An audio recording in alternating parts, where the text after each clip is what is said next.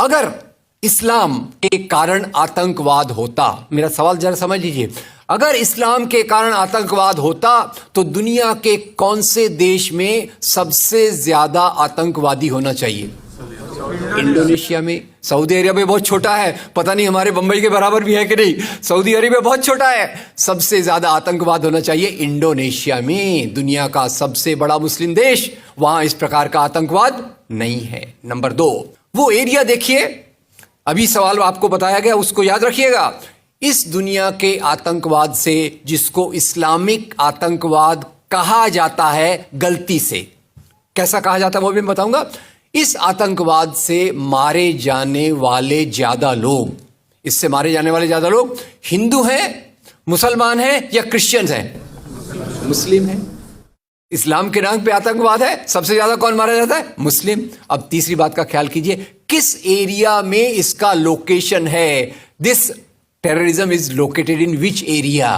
तो उस एरिया की मैं 3 आपको बातें बताता हूं। उस एरिया में, जिसको मैं वेस्ट एशिया कहता हूं, पश्चिम एशिया में 3 चीजें हैं। नंबर 1, वहां रहने वालों में मुसलमान ज्यादा है, यस नो? उसी एरिया में आतंकवाद ज्यादा है, उसी एरिया में तेल का खजाना है। तो आतंकवाद तेल के कारण है कि इस्लाम के कारण है? तेल के कारण है। और तेल का कब्जा कौन करना चाहता है? तेल का कब्जा वो ताकत करना चाहती है जो वॉशिंगटन में बैठे हुई पूरी दुनिया को नचाते रहती है। काम करने वाला कोई और गुनाहगार कोई और बनाया गया। अब ये आया कैसे? तो आपको बता दूं कि ये अल कायदा के जो मदरसे, अब मदरसा अपने आप में खतरनाक शब्द उसमें कर देते हैं, कुछ मदरसों में इस आतंकवाद की ट्रेनिंग दी गई। इस्लाम के कारण गलत। ये जो मदरसों में आतंकवाद की ट्रेनिंग दी गई, उसके पीछे भी जो हाथ था, 2 चीजों का था। सबसे बड़ा हाथ था अमेरिका का। अमेरिका ने $8,000 मिलियन, 7,000 टन हथियार दिए अल कायदा को। उनका ब्रेन वॉश किया गया। इस्लाम के जो 2 महत्वपूर्ण शब्द हैं, माफ कीजिएगा अगर मैं कुछ गलत कहूं, मैं इस्लाम का स्कॉलर नहीं हूं, समझने की कोशिश करता हूं, कुछ मैंने गलत कहा तो उसको मैं माफ कर दीजिएगा। तो 2 शब्दों को उन्होंने बदल दिया। एक शब्द था जिहाद। जिहाद तो जो है जिहाद अकबर, जिहाद असगर। जहां तक मेरी समझ है, जिहाद अकबर का मतलब होता है अपनी बुराइयों के खिलाफ लड़ना। जिहाद असगर का मतलब होता है समाज की बुराइयों के खिलाफ संघर्ष करना। तो इस जिहाद शब्द का मतलब बदल कर दिया गया कि जो भी व्यक्ति आपसे असहमत है, जो भी व्यक्ति को किसी को पहले काफिर लेबल करो।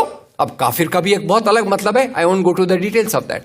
तो काफिर किसी को बोलो, उसको मारो, तो उसको जिहाद के नाम दिया गया। और ये ट्रेनिंग उन मदरसाओं में हुई जिसको अमेरिका ने पैसा दिया, अमेरिका ने सिलेबस भी दिया। और तो और मेरी समझ है, मदरसों में कुरान की ट्रेनिंग देते हैं। वो कैसे होना चाहिए वो आपके बीच में चर्चा का मुद्दा है, पर यहां जो ट्रेनिंग दी गई उसका सिलेबस वॉशिंगटन में बनाया गया। और खैर, ये क्यों बनाया गया उसके पीछे मैं पहले बहुत कोशिश करके, मेहनत करके लोगों को बोलता था ये अल कायदा इसके लिए बनाया गया। बाद में मेरे हाथ में एक बहुत अच्छी चीज आई।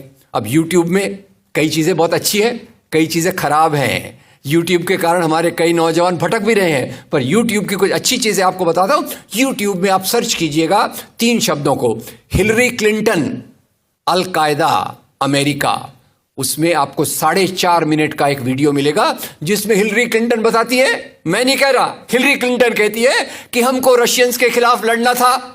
हमारी फौजें जो वियतनाम से एकदम डिमोरलाइज होकर आई थी वो तैयार नहीं थी। तो इन एशिया के मुसलमानों के नौजवानों के कंधे पर रखकर हमने अपनी बंदूक चलाई, हमने अल कायदा खड़ा किया, हमारा काम हो गया, हम अपने हाथ धो लिए और हम अपने वापस आ गए।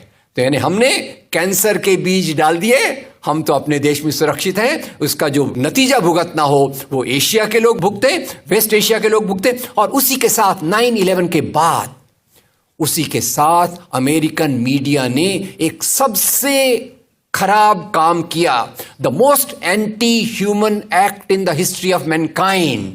मैं पूरी जिम्मेदारी से ये शब्द कह रहा हूं। क्या किया था अमेरिकन मीडिया ने? अमेरिकन मीडिया ने धर्म को आतंकवाद से जोड़ दिया।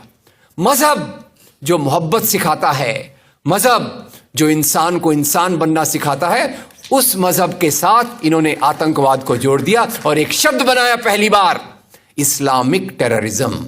याद रखिए, दुनिया में आतंकवाद पहले भी हुआ है। याद रखिए आयरिश रिपब्लिकन आर्मी, याद रखिए खालिस्तान, याद रखिए नाथुराम गोडसे, याद रखिए इंदिरा गांधी का हत्यारा, याद रखिए राजीव गांधी का हत्यारा। आतंकवाद पहले भी हुए हैं, पर कभी भी मजहब को आतंकवाद के साथ नहीं जोड़ा गया। तो मैं मानता हूं अमेरिकन मीडिया ने अगर सबसे गंदा, सबसे एंटी ह्यूमन काम किया है तो इस जुमले का बनाना जिसको कहते हैं इस्लामिक टेररिज्म। अब इसके पीछे इस्लाम का कोई हाथ नहीं।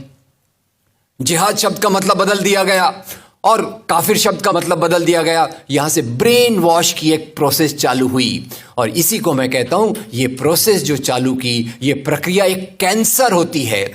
मेरा थोड़ा मेडिकल बैकग्राउंड है, मैं जानता हूं कैंसर शुरुआत में होता है, आपने ट्रीट कर लिया तो ठीक है, जब वो फाइनल स्टेज में जाता है तो पूरी दुनिया की बर्बादी करने पे तुल जाता है। और वही बात अलकायदा के साथ हुई। अलकायदा के बाद मामला वहीं खत्म नहीं होता। तेल की प्यास, तेल की भूख बहुत बड़ी है। आप जानते हैं भारत 200 साल तक गुलाम रहा इंग्लैंड का। काय के लिए गुलाम था? क्योंकि उनको यहां का कच्चा माल लूट कर ले जाना था।